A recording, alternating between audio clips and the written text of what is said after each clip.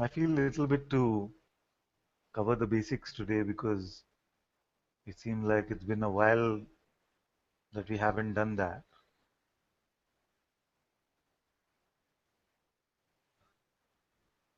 Then most of us we come to satsang first. When we come to satsang first, mostly what is it that we want? Mostly it is that we want to be rid of our suffering. We feel like so much has happened to us and this life is unstable, my relationships are unstable, I'm not getting a control over my life.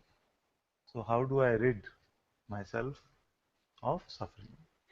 That's the first impulse, first motivation, so to speak, to come to satsang, isn't it? So, and then what we realize very quickly after we come to satsang is that all suffering is personal. Without relying on the idea of myself as a person, I cannot really suffer. So we see that all suffering is personal. How did it come about that we started to believe ourselves to be this person?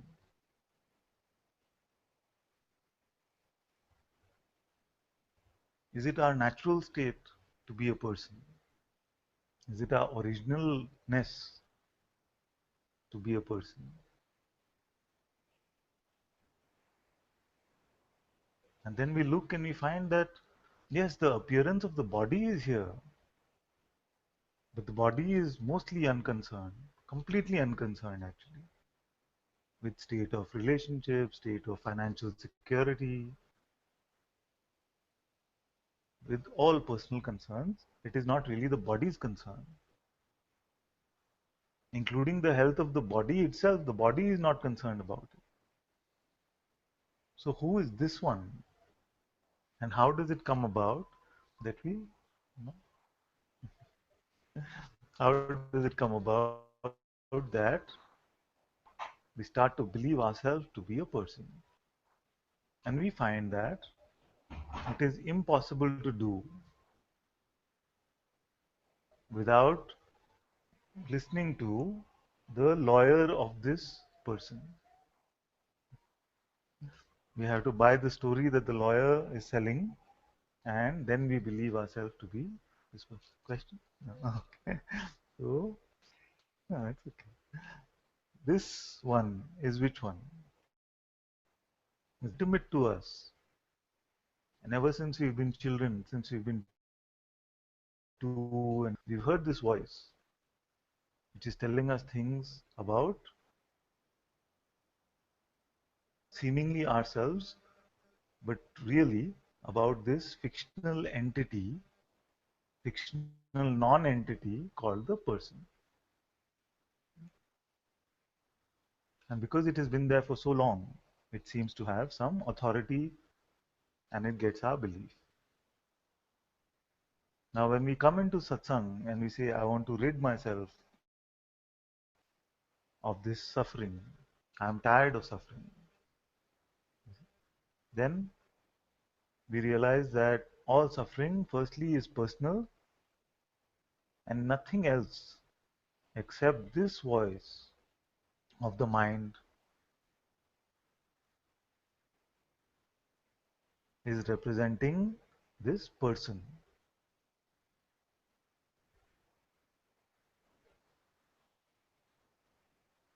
Nothing else is representing the separation except this voice.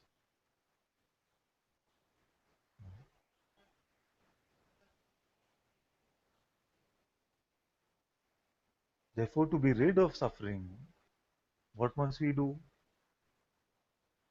Not identify with this voice, which means what? Not believe what it is saying or selling.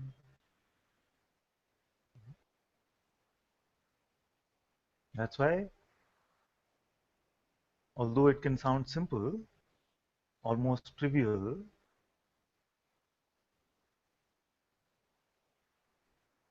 but to not believe our next thought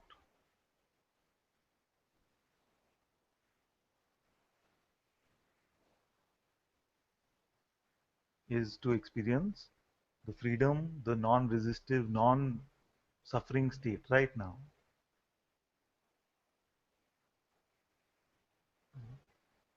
You cannot suffer without buying your next thought. Even if you believed all your previous thoughts, the fresh moment is so beautiful and powerful that all prior conditioning has dissolved already, unless we pick up the tree of conditioning again by pulling at this branch of the next thought. There's so much power. There's a book called Power of Now. So this is also a power of now. That in this moment you are free. All prior conditioning, even if it is millions of years old, is not here now unless you tug at it. And the seller comes unless you buy from it. It's gone. Isn't that tremendous?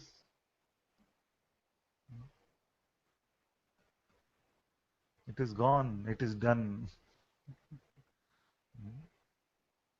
And even when we do buy, it's not such a terrible thing because this moment again it is gone.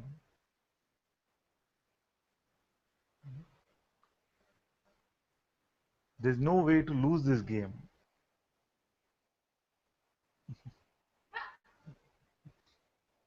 Conditioning cannot win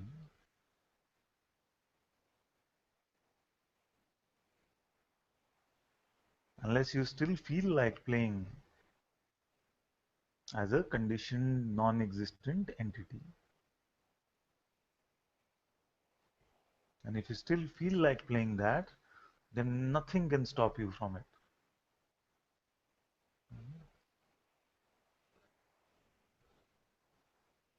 So then what can happen is that we start letting go, dropping our belief in some thoughts. And those which are still seemingly meaningful to us, those we still pick up. And they could be the spiritual ones now, the glorious seeming ones. Those could be picked up. Now the thoughts could also change. It could feel like the mind is now changing and it has become very spiritual actually. It's giving you very scriptural words. The thoughts are much more well dressed. Don't buy them. Because if you buy this one also, it is with the presumption that I have become a very spiritual person or I have become a very special person now because I know this, which is a super glorious thing to know. It has no value actually. No value actually. Why? Because suppose the thought is, I am that, or I am awareness. Yeah? Then if it is just a thought and not really a pointer to the real looking or the real checking, if you're saying that I am awareness, I know this, I don't need to check anymore, okay, then it just becomes a concept. And when life comes with its seemingly strong situations, when the mind is blasting about various things and what could happen to you and what your life will become, then you insert one more dichotomy into it. So the mind is saying, you're in big trouble. Then you're saying, I am awareness. You're in big trouble. I am awareness. It's worse suffering than even believing the thought you're in big trouble. No, it's true. Like, although it sounds funny, but the thing is, such great dichotomy can happen that your suffering actually seems to intensify when we try to counter one thought with another thought. And this is from my own experience. I remember that when I used to know all of these things, you see, and I felt like I knew everything. And then when suffering came, my business was going down the drain. There were fights at home. All this was happening. None of these concepts were really helping at all. In fact, making it worse. You think, if I am that, then what is it that is feeling the pain? What is suffering? So it was just becoming worse because of this. And ultimately, even that is grace, because that is when the conceptual framework is seen to be completely useless. You see, unless it is only a pointer for our inquiry. So the minute we get into this phase that I know this now and therefore I don't need to look anymore, we must be wary of such proclamations and saying that we have arrived at this level or something like that.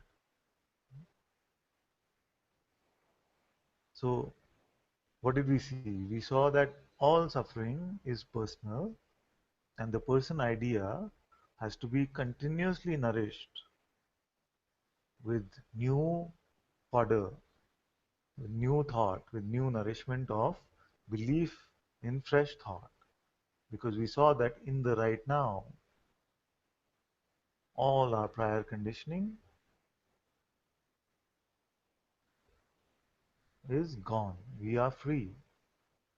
But if we tug at it, if we give our belief to one branch of the tree, then the entire tree seems to be here. The non-existent person seems to be real because the power of belief is our power to pretend.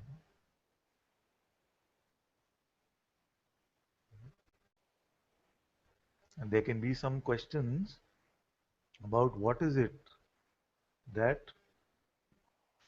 which thoughts are these that I should drop and which thoughts should I continue to pick up.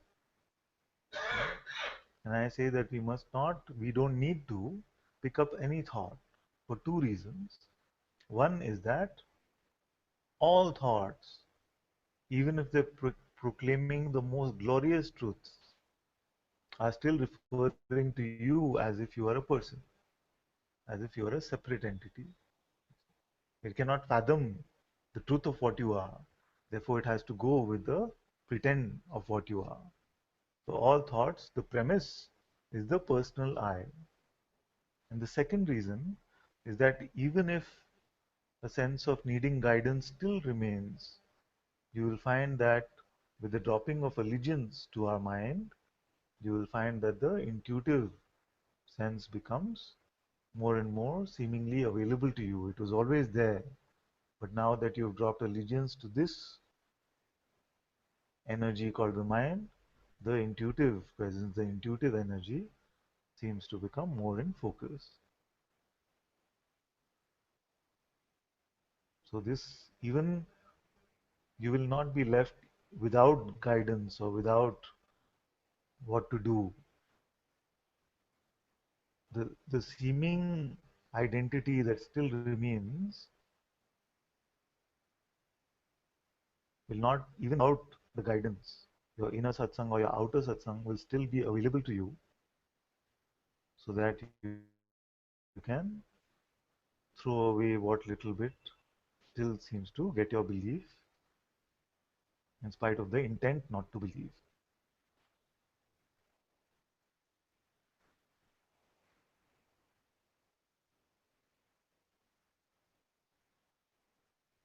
So what is important to see here is the sense of not believing our thoughts is not a constricted space. In fact, it is a very open space. Like the great Zen master said, both doors are open. All thoughts are allowed to come and go. Just we are not serving them tea. Now, serving them tea could be interpreted in two ways. The first way is that I'm not going to look at them.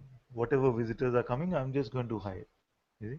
But in that, there seems to be a lot more effort. Let's see who came. You see, you want to see? We want to peek into what came and what that which we are resisting from seeing, that seems to be become suddenly very attractive for us to see. You see, so the play with attention in this way is not really required. So not serve them tea very effortlessly must mean you just stay where you are, allow them to come and go, don't give them meaning, don't give them belief, don't make them relevant,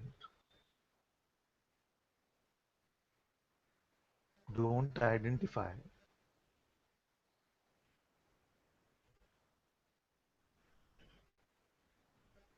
Then we find great openness in the allowing of everything to come and go, and you truly will not be able to say in that moment that I am suffering or something is happening to me.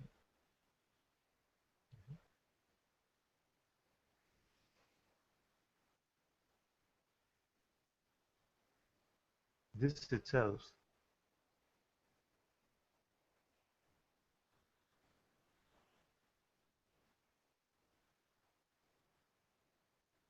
for those who are coming for this urge of self-discovery, this itself is tremendous. That the seeming burden of suffering can no longer afflict us.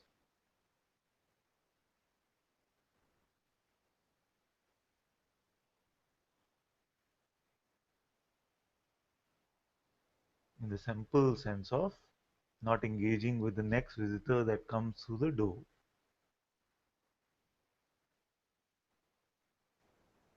not believing our next thought.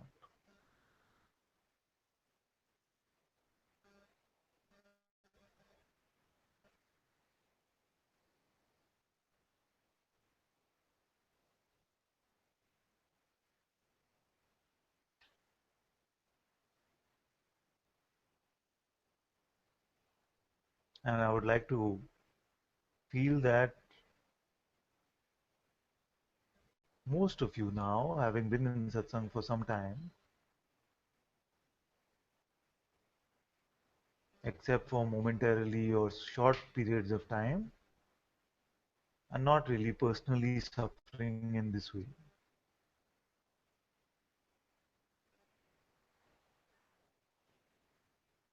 And yet we find that there is a primal urge to go further into this. The urge for self-discovery mostly does not come to an end with the end of this seeming personal suffering.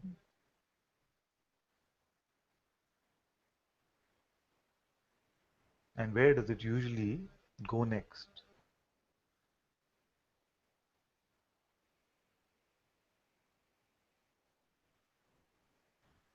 Traditionally, it has been said that even the greatest of sages, when they first went to their masters, they went with this question: can you show me God? Swami Vivekananda also had this question when he went to his master: can you show me God? For this question to come, because we've had a concept of God, we've had an idea about God, and this urge for self discovery mostly brings us to this point next, which is: what is God? Can you show me God? Now, God is a word which has many, many definitions. So, before we look further into it, let's clarify when we refer to God here, what is the definition that we are following?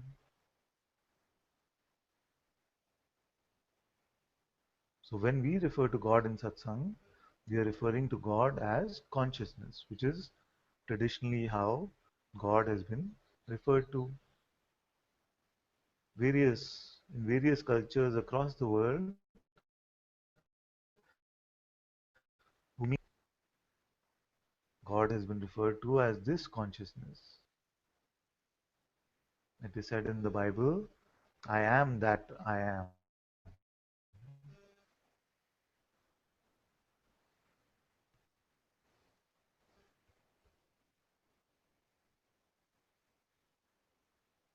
So, this I amness, this beingness, this consciousness, there, there was a long period of time here where it was completely unclear what it means, this beingness. Often I've said that while reading I am that, but also at the reading experiences that happened here. Because Maharaj would keep saying, stay with the sense I am, stay with the sense I am, just stay with the sense I am.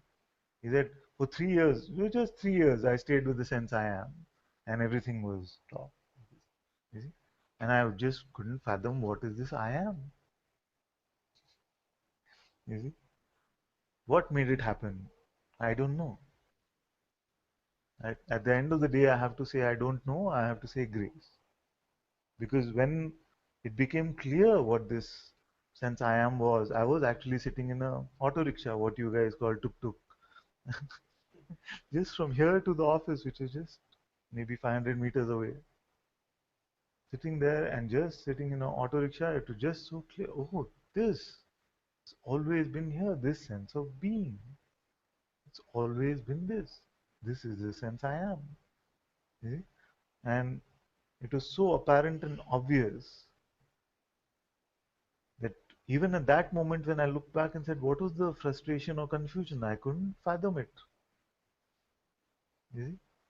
So I have to say that it was grace. Although there was a lot of looking, what is this I am? What is I am? I did a lot of film style fighting with God, saying, "Why can't you show me what is this I am?" You know, all all this fancy stuff happened. But then, when it just became apparent, there was no, not even inquiry which was happening. It was just, it was just like that.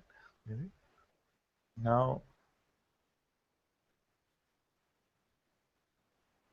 so the feeling when it comes to express from here,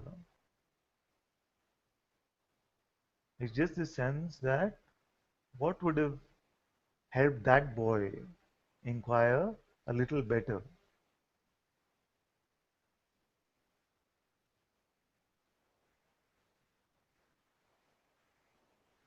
if this one had an opportunity to go back in time and speak to that one and help him in some way, what is the way in which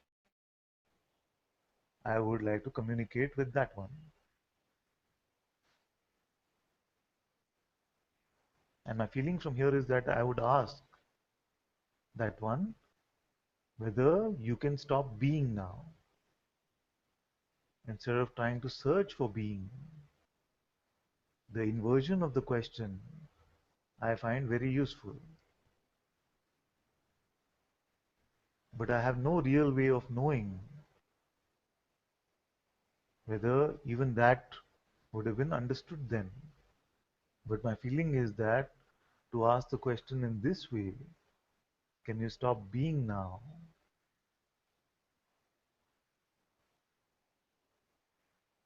would make the inquiry a little more focused, a little more obvious, a little more clear.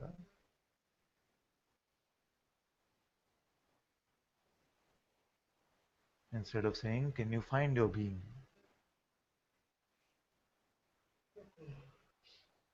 That is why I offer this question to you. If you say, can you show me God, consciousness, being, Atma, whatever you call it, then I offer you this question, can you stop being? And you see the sense that I exist, I am, is here. The presence is here. You cannot stop being.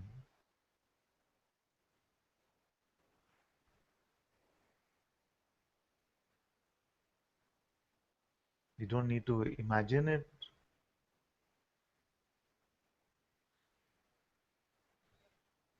We don't need to make a picture out of it. It is just this sense of existence. I am. It is not the thought I am.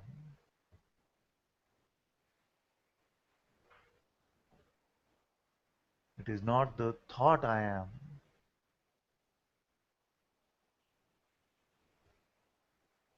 It is only the sense I am. The presence I am. I exist.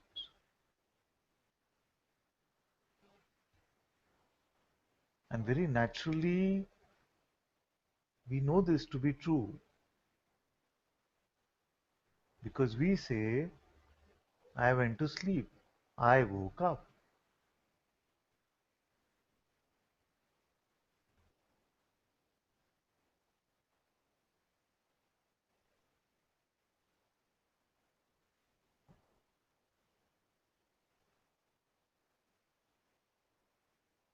And it's very natural for us to say, I am feeling this way.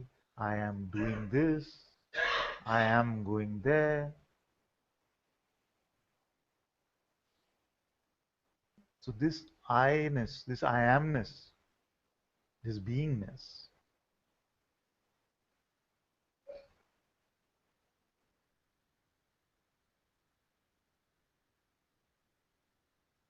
is very naturally clear, but for the mind it's completely confusing because the mind itself is a product of this being.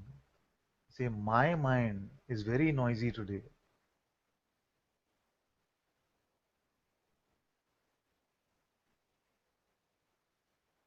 This my is what?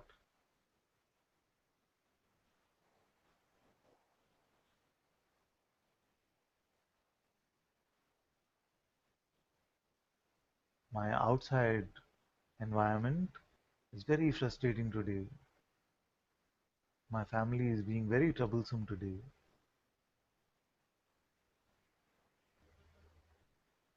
My life is not going as well as I would like. My story has been one of so much struggle.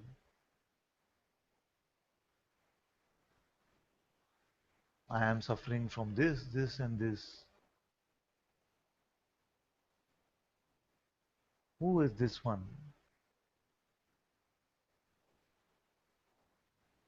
Who is this one that even has the ability to attach stories to itself?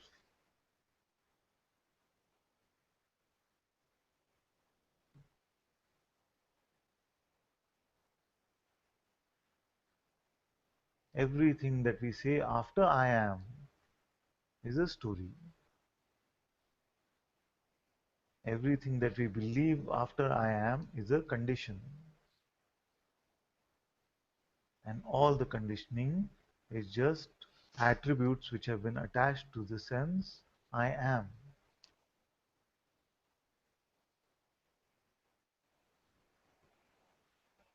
But it is important to see that in actuality, being is just being.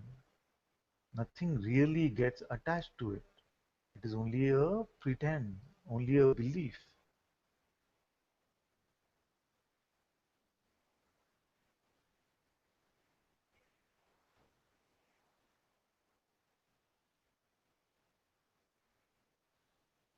So all the beliefs that we have picked up along the way are pretenses for this pure being or I amness.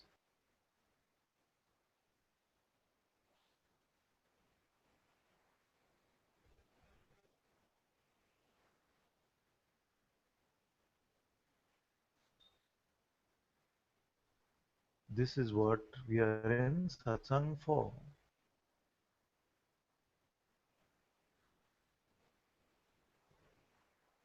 Consciousness coming to the recognition of its source, and consciousness letting go of all conditions that it seemingly attached to itself.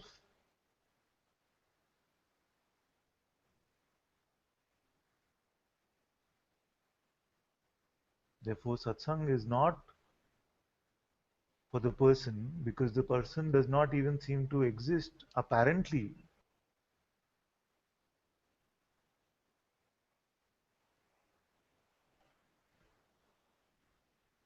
And all conditions apply to only that which seems to be here. And we say, I am here.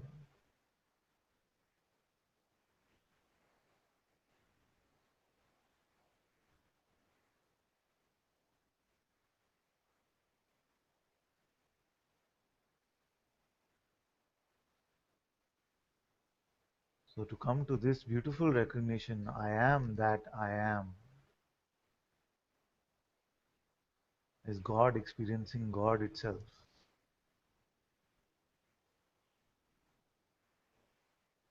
is consciousness experiencing consciousness itself.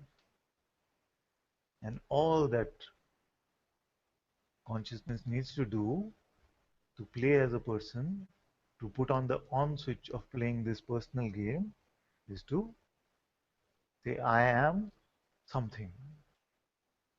Attach any attribute, any thought, any condition to this, and the personal play seemingly begins.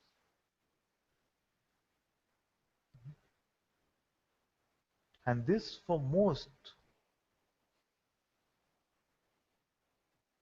is enough actually.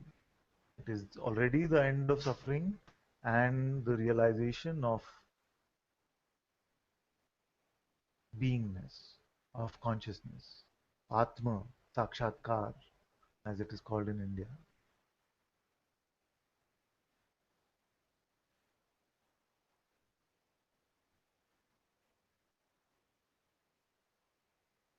And only some of us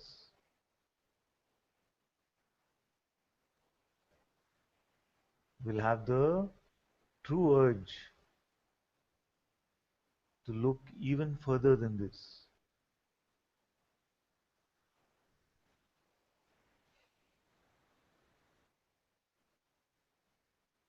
Which is to ask,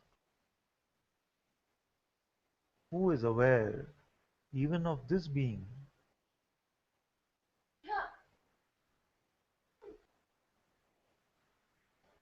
Therefore, the third and final question in satsang usually is, what is the absolute truth?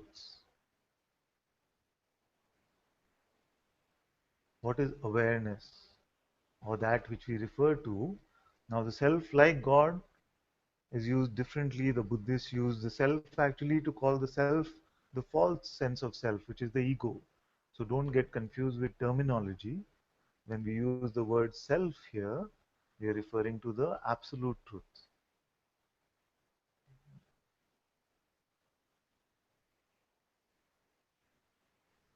And this question can come, what is the absolute truth?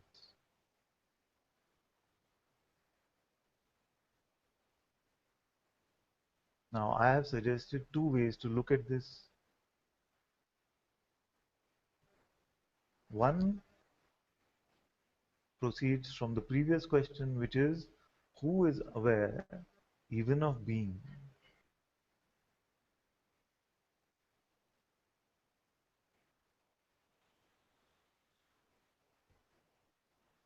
Second is, am I aware now?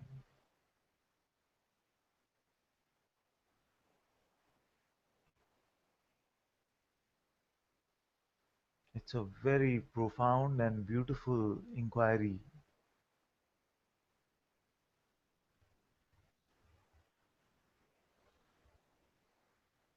because it is immediately, even before immediately, known that awareness is here. It is known that knowingness is here. And it is known that it does not look like anything, it does not feel like anything, it is not a subject of time and space.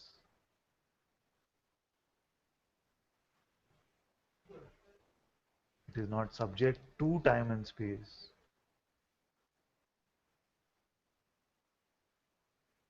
No words can truly describe it.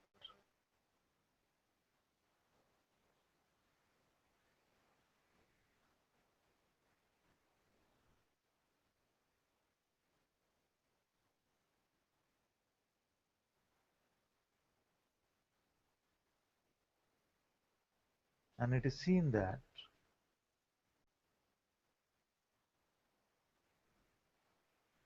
no matter what state is coming or going,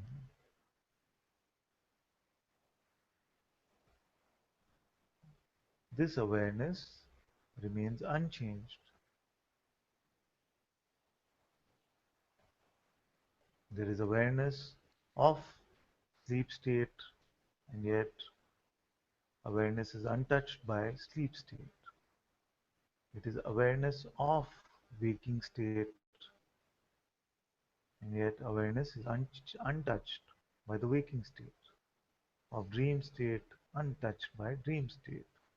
All the glorious meditative states like Turiya, Samadhi, all it is aware of, and yet even these it remains untouched by.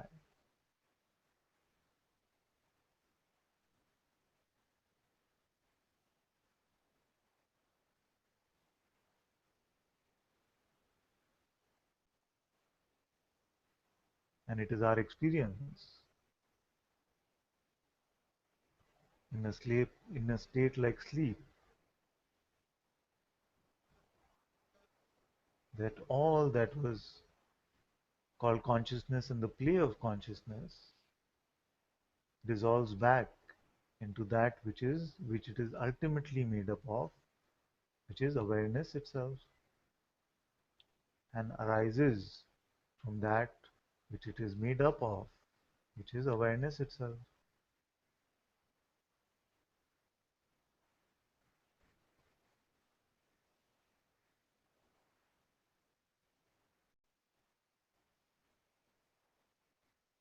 Then it is seen that there is nothing outside of this.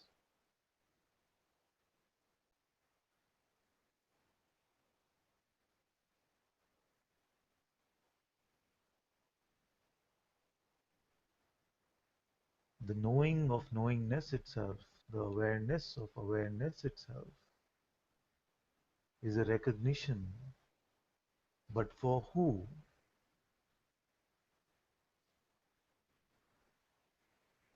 Did awareness, which is the unchanging one, untouched one, forget itself?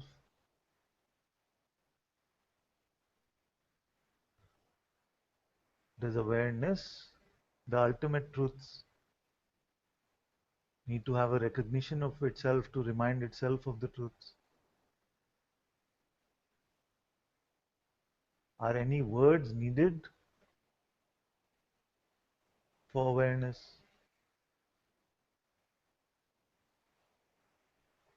Can the content of any waking state, including content like satsang,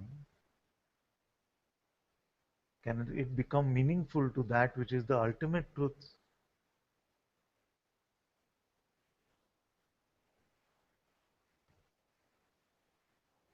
Therefore, to this awareness, the content of what is appearing, although all content is made up of its own dynamic aspect called consciousness, the content is completely meaningless. Therefore, for awareness, whether it is satsang or it's a comedy show, it doesn't really matter.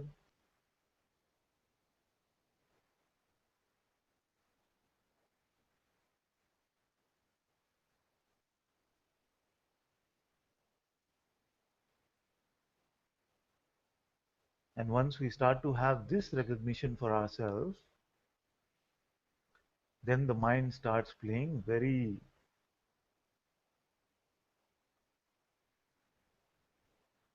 subtle tricks.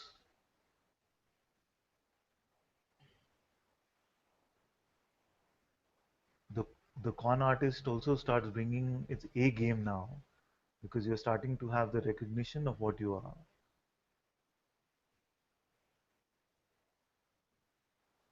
Then what is the trick? The trick could be, oh yes, now you've seen that you are awareness. So what is the point of satsang?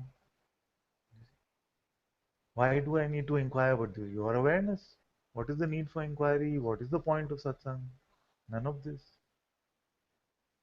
And from the point of view of awareness, all this is completely true actually. Nothing is ever really needed and nothing ever happened. Completely true. Then what is it that we are here for? We are here because there is still a sense that I woke up and I went to sleep. So this sense I am is still playing here.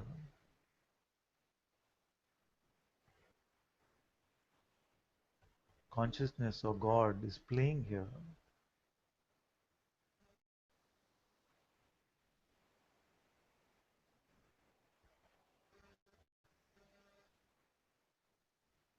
And most environments in this play are adding to the conditioning, adding to the belief that consciousness is a person. I am something. I must become a better person. I must become happy. I am unhappy. I am happy. All of this conditioning is getting added in most environments in this apparent realm.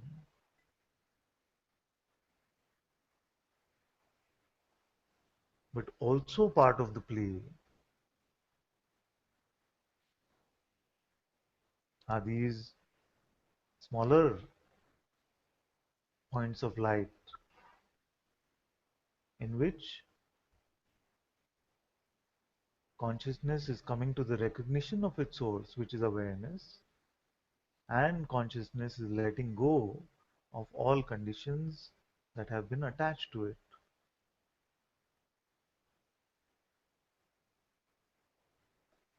All part of the play still, yes.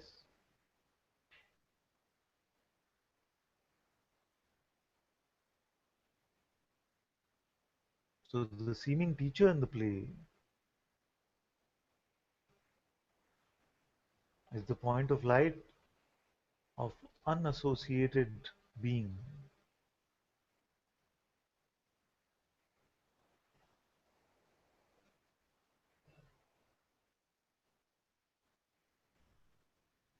which is opening us up to this same possibility or the same truth actually being clear, being real for ourselves.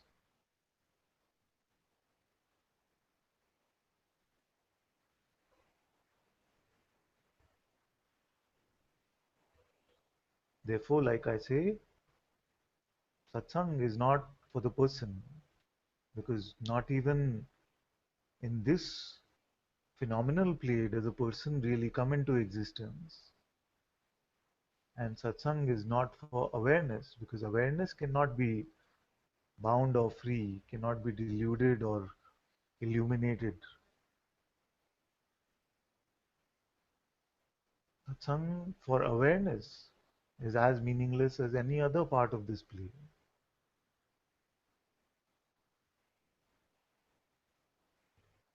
Therefore, satsang is for what? It is for the dynamic aspect of of awareness itself called consciousness, which has been playing as if it is a separate individual entity, and now coming to the recognition that I am made up of this awareness. Therefore, I am awareness itself, and coming to the dissolution of all personal conditioning.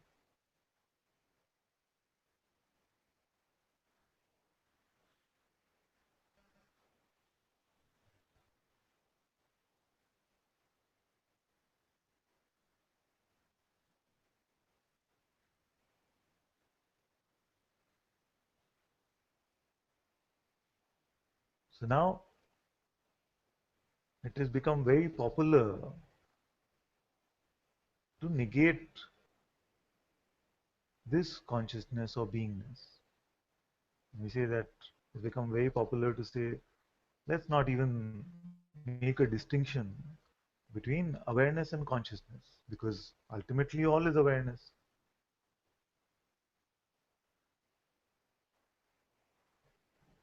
But what usually happens, of course, some of you might have this just this insight that all is awareness and nothing has really happened.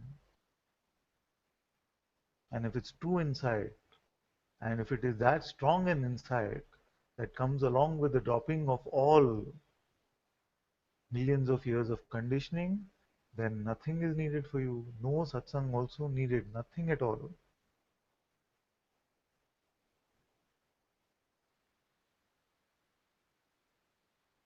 Because the play of consciousness will seem like a small grain of sand twittering about, mean nothing at all to you. See, not even that, maybe. Not even a pinprick. This entire play of consciousness. Because in the totality of awareness, in the non-phenomenality of awareness, this phenomenal play is nothing at all.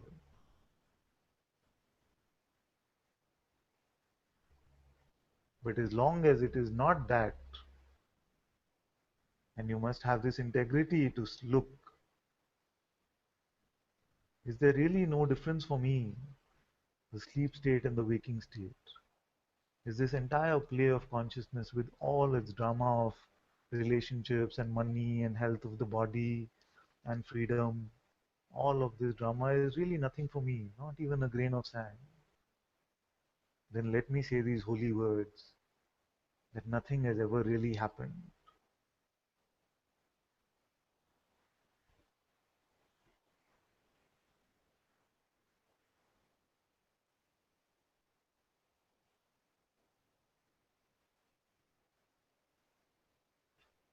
But if this is not our experience with integrity, then don't be so quick to jump to these conclusions, because then they are only mental. Just because the play of consciousness is not apparent, don't be so quick to dismiss it and just go with the concept that there is no consciousness.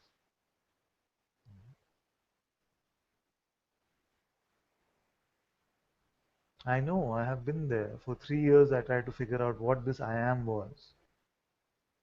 And I can understand how attractive it must be to say there is no being. Maharaj is wrong. What is the reason to come to this? Bhagwan with the I, all the sages who've talked about being and consciousness and Atma. There was no need for any of this. It can be very compelling to come to these conclusions because there is frustration there at not discovering what is this being. So let me use a concept like I've done in the past to hide my fear.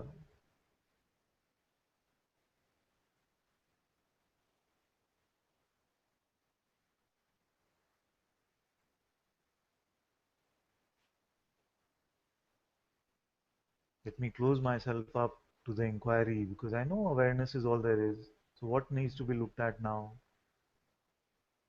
Don't fall into this, my beloved ones, because from experience I'm telling you that it is not the end of suffering. In fact, it is the intensification of suffering to buy into these ideas, because ideas fighting ideas will not lead to the end of suffering, only to the increase in the intensity of it.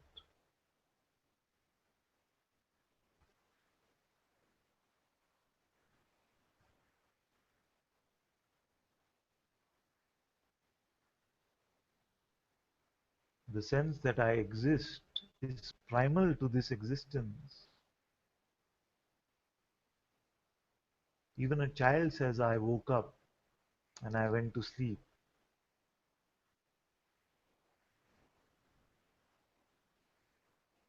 If animals could speak, they would also say, I woke up and I went to sleep.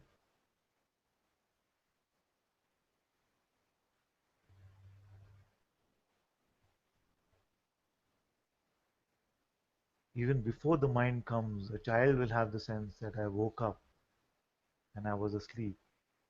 He will not be able to report it in words, but the presence or absence of this sense of existence is primal, is primordial. In fact, this I amness, this Om, this consciousness,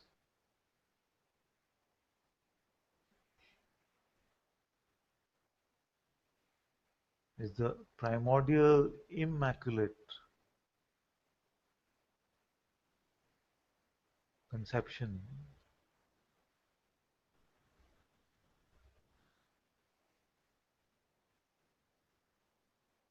And you will see that it is the light on its own screen. It is that which pleases all the actors.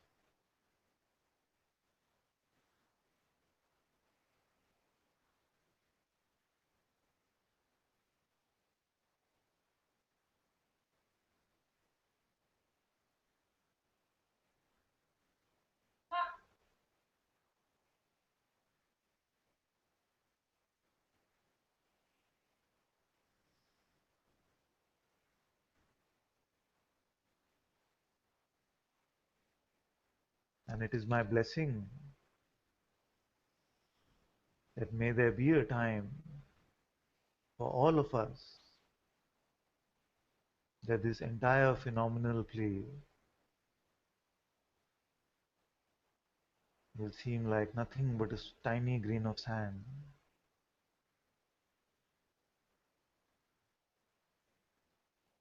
even smaller than that.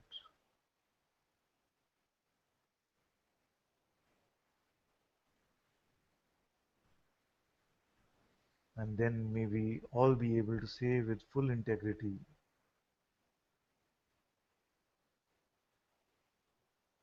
that all is awareness and nothing has ever really happened.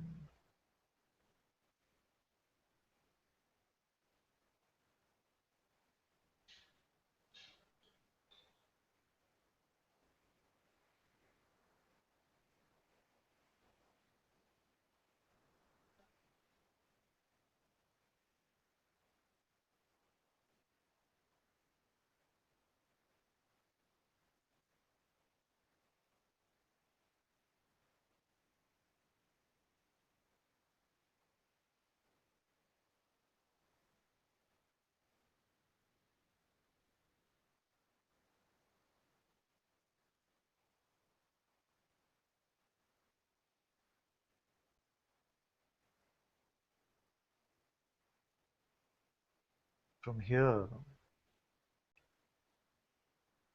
the concept of believing a thought or not is meaningless. From here and here alone, the concept of satsang or the sharing of this is meaningless. From here, this entire play is meaningless.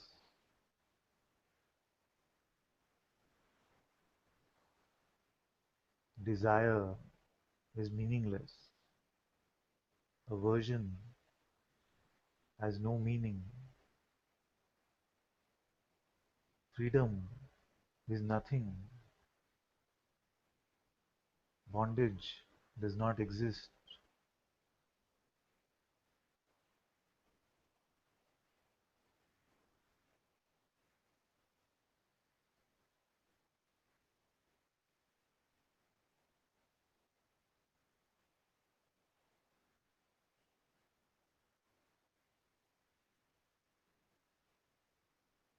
But these are still just thoughts, still just ideas, and you know in your heart that there is a lot of belief in the person, and you know for yourself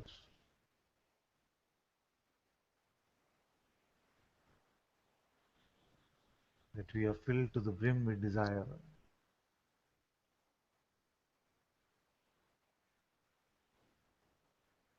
It is seen that something is not done with the play.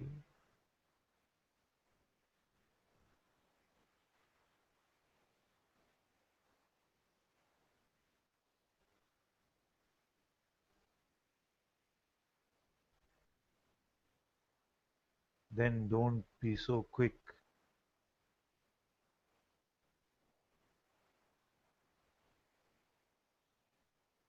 to pick up the ultimate sounding ideas just as ideas.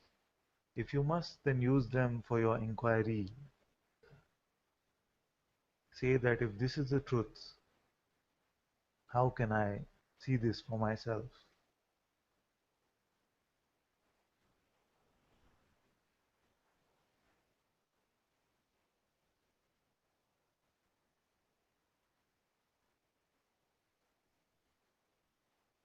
If it is just another thought,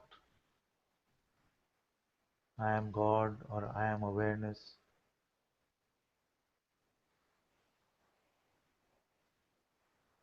it is not in service to the truth. No thought is in service to the truth unless it is used